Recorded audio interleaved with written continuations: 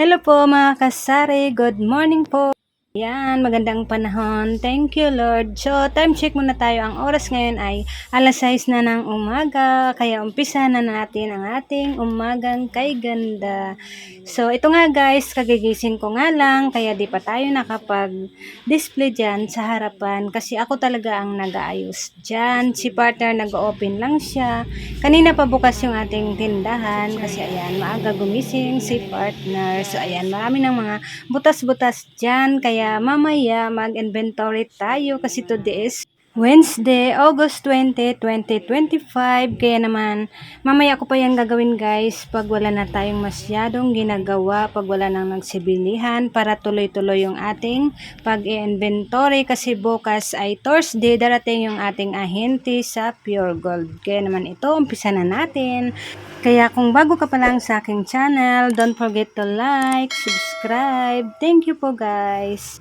At bago ang lahat guys, magpainit muna tayo ng tubig. Mayroon pa naman natira sa ating thermos. So dahil nga magtitimpla muna kami ng kape ni partner, kaya ito magpapainit tayo para if inks lang na hindi tayo maubusan kasi mamaya sabay-sabay na yung ating mga customer magpatimpla. Marami kasi nagpapatimpla pag umaga kaya kailangan nakaready yung ating mainit.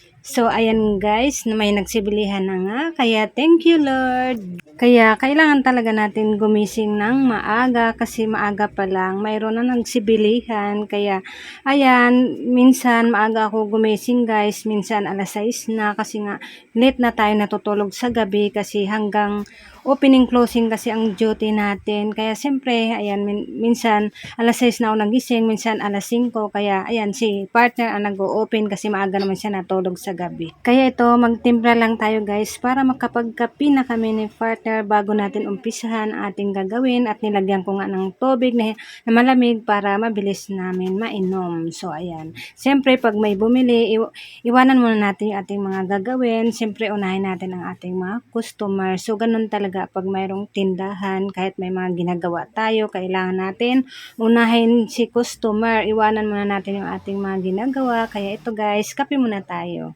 Kaya bilang sari-sari store owner, kailangan talaga natin maaga gumising, no? Kahit antok-antok pa tayo kasi siyempre late na tayo natutulog, di talaga maiwasan na ayan dahil marami pa tayong nililigpit sa gabi, marami pa tayong inasikaso.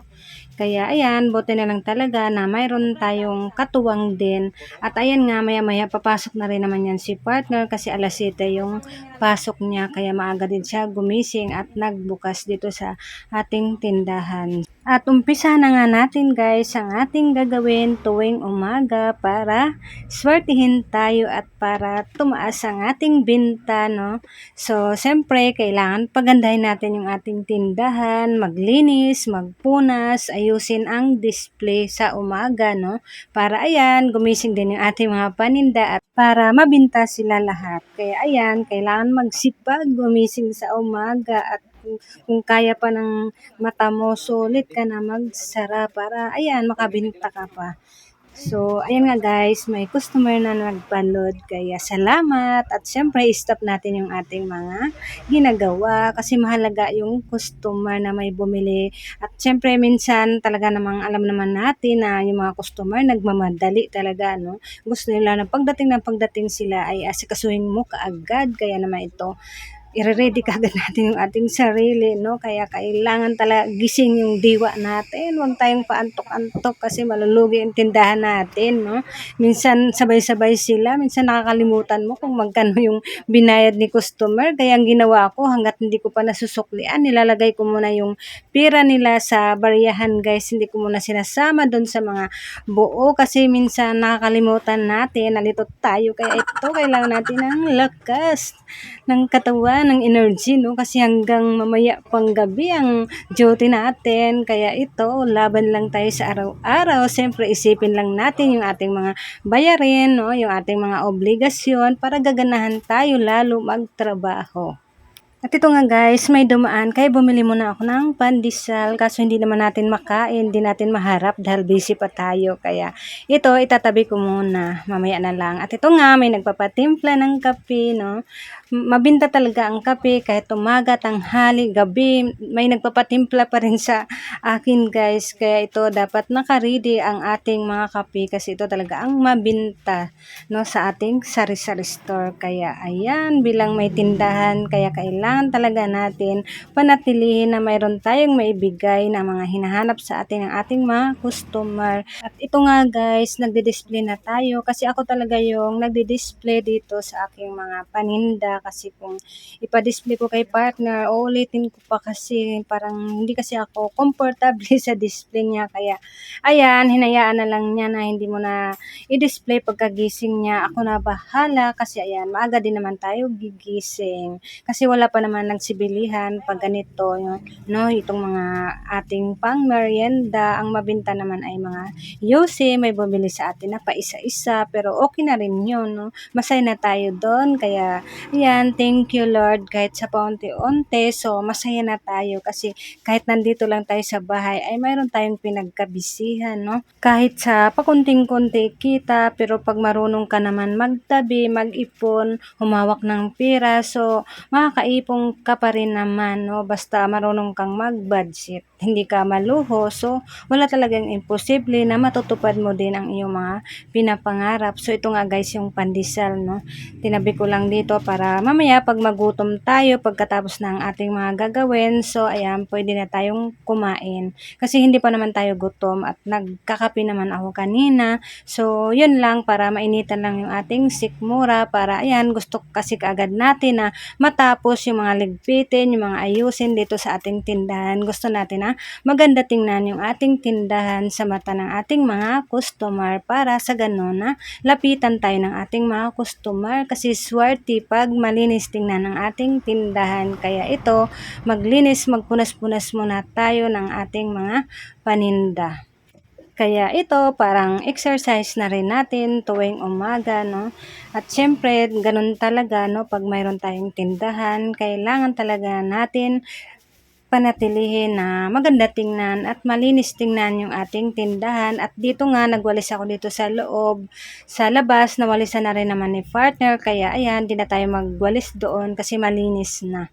Pagkabisado mo na kasi yung customer mo na paulit-ulit na bumibili sa'yo, talagang alam mo na yung bibilihin nila. Kaya ito, pagdating ni customer, binigay ko na kaagad yung bibilihin niya. Kasi alam na natin, kasi sa paulit-ulit nila na bumili sa atin, na memorize na natin. Kaya ayan, isa din sa dahilan kung bakit mabilis din ang pag-asikaso natin sa kanila. Kasi alam na natin kung ano yung bibilihin niyang yosi, no? At ito nga guys, natapos na tayo sa paglilinis. So, mamaya na tayo mag-inventory, no? Siguro kasi pagkatapos ko mahatid yung anak ko sa school, no? Kaya ito, bilang sari-sari store owner, habang walang ginagawa dahil tapos na tayo, siyempre, wag natin pabayaan yung ating sarili, no? Para dagdag energy. So, ito nga yung aking ginagawa, guys, no? Pag wala ng mga customer at tapos na rin naman tayo sa ating mga ginagawa. Dahil nga hindi tayo makaalis-alis, dahil may binabantayan tayo, kaya gagawa talaga tayo ng paraan para hindi tayo, ayan, dahil nagkakabilbel na, kaya para, yan, mabawas-bawasan ang bilbel natin. Kaya ito, at ito nga guys, may nagpapatimpla, kaya salamat, no? Kaya dapat i-ready talaga natin yung ating mga hinahanap ng ating mga customer, tulad ng kape at mainit na tubig as styro cup. Ang sarap din kasi sa pakiramdam guys, yung pinagpawisan tayo. Iba kasi din yung ginagawa natin sa ating tindahan. Iba din yung exercise na gagawin natin sa ating sarili para, ayan, dagdag energy, no? Para hindi tayo manghina. Kasi hanggang gabi pa yung ating duty dito sa ating munting tindahan. Kaya kailangan natin ng maraming lakas, lalo na't wala tayong kapalitan. So, ito, go lang tayo ng go. Magpapawis lang muna tayo habang wala pang nagsibilihan. So, ayan guys, ito na lang ang ginagawa ko. Pag tuwing umaga, sinasama ko to sa routine ko guys para magsipag, mag-exercise, hindi isang araw, dalawang araw. Kailangan araw-araw, no? Panatilihin natin din na, ayan, na healthy ang ating pangatawan kasi sa araw-araw ba naman ang ating pag-duty dito sa ating tindahan. Kaya, ayan, kailangan bigyan din natin ng time basta alam natin na tapos na natin display ang ating dapat i-display, ang dapat iayos dito sa ating tindahan. So, ayan. ayan, kaya mag-exercise na naman tayo. So, ayan nga guys, sa kaka-exercise natin, pumayat naman tayo at nanluwag yung aking mga damit. So, ayan, napaka-effective talaga guys. Kasi ayan, nabawas-bawasan yung ating mga taba-taba sa tiyan. Kaya salamat sa ating kakasipag lang mag-exercise. Para dagdag energy na rin. Para, ayan, syempre kahit busy tayo dito, dapat hindi rin natin pabayaan yung ating sarili. Dapat healthy pa rin tayo at siyempre, kailangan pa rin laging mag-exercise para lalong lumakas at gaganahan tayo magtinda sa ating sariling negosyo. So,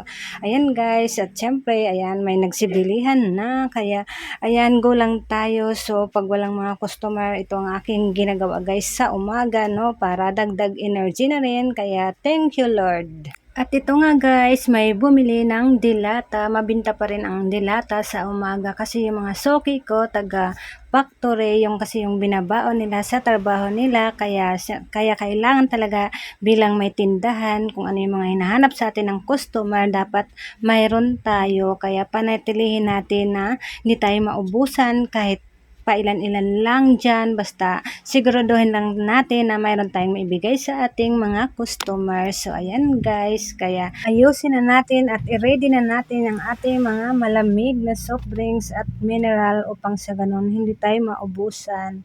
Kaya ito guys, ang ginawa ko, binababa ko yung mga malamig, yung mga nag-yelo para ayan, mapalitan natin at madisplayhan at ilalagay ko sa baba yung mga malamig.